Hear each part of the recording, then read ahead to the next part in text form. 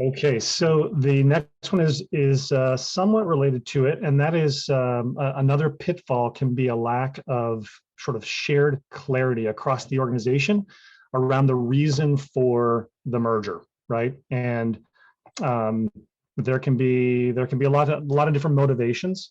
Maybe it's we're trying to increase our market share. Maybe we're trying to broaden the product portfolio and address some needs. Maybe we're trying to cross-sell and we're just really trying to acquire additional potential customers. Maybe there's economies of scale involved and we're trying to do more at the same or less cost. Or we've seen quite a few times where companies, maybe traditional software companies, are acquiring a SaaS business to try to incorporate a new licensing model right into their portfolio. So whatever the purposes are, the key is to make sure that everybody on the team that's involved with making the integration successful knows and understands what those intentions are, because those intentions should provide the underpinnings for a bunch of really critical decisions that have to be made. And an integration, a merger followed by an integration, is full of decisions to be made, right? Everything from people to processes to technologies to organizations, et cetera. And as long as everybody knows, right, where we're going and why, it makes those decisions much easier, and it helps to ensure that we maintain sort of a very clean alignment to those goals.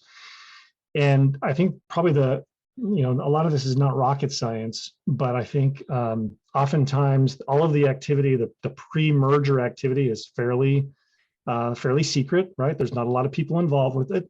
Maybe some key decisions are being made there, and then the transaction happens, and now a whole bunch of other people on the team now need to find out about it. And sometimes we miss the step of communicating, right, at that juncture, why we're doing this.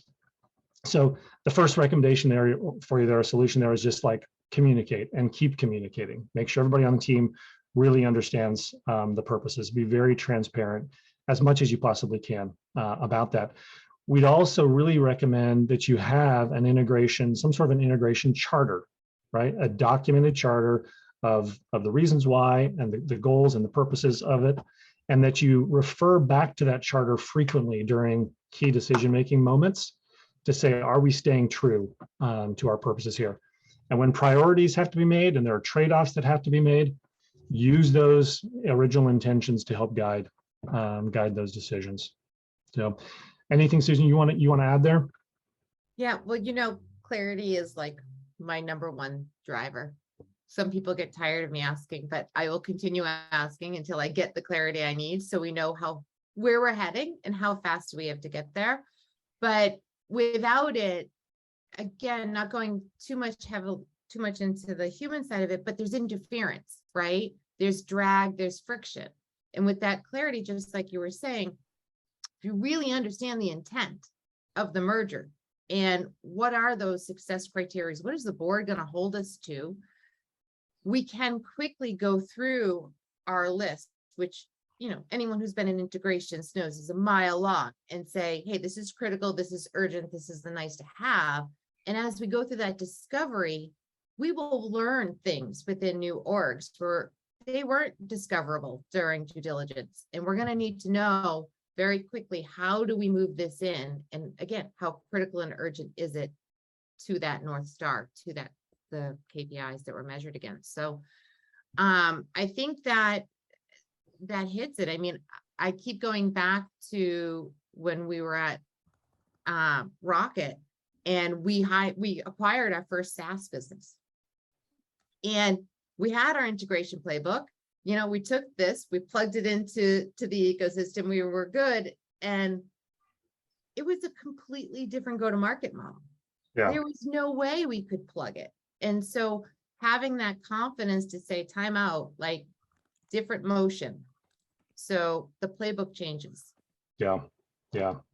I love Rhiannon Hansen put a note in the chat about this one, saying if the team doesn't know what the purposes are, they're going to create their own reasons, right?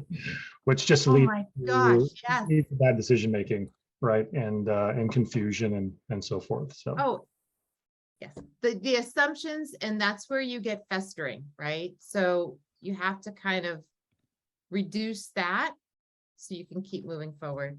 It's a good one.